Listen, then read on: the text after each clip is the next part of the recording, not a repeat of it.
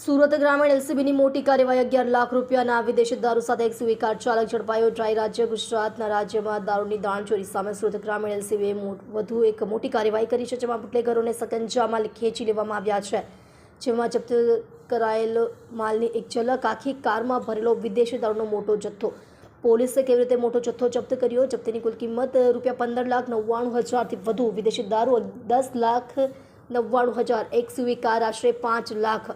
માહિતી મળતા જ એલસીબી ટીમે રસ્તા પર નજર રાખી શંકાસ્પદ એક્સયુવી જોતા જ તેમણે તેને રોકવાનો ઇશારો કર્યો, પરંતુ ડ્રાઈવરે પૂરપાટ ઝડપે ભાગવાનો પ્રયાસ કર્યો, પરંતુ ગુજરાત પોલીસની ટીમે ફિલ્મી શૈલીમાં કારનો પીછો કરી તેને રોકવામાં આવી અને આરોપી પકડાયો। તપાસ ચાલુ છે। ડ્રાઈવરની તાત્કાલિક ધરપકડ કરવામાં આવી। દારૂ ક્યાંથી આવ્યો, ક્યાં જતો હતો? એલસીબી આખા નેટવર્કનો પર્દાફાશ કરવાની તૈયારી કરી રહ્યું છે। હવે દારૂના દાણચોરોમાં ભયનો માહોલ છે। ગુજરાતમાં દારૂની દાણચોરી પોલીસ માટે સીધો લક્ષ્ય।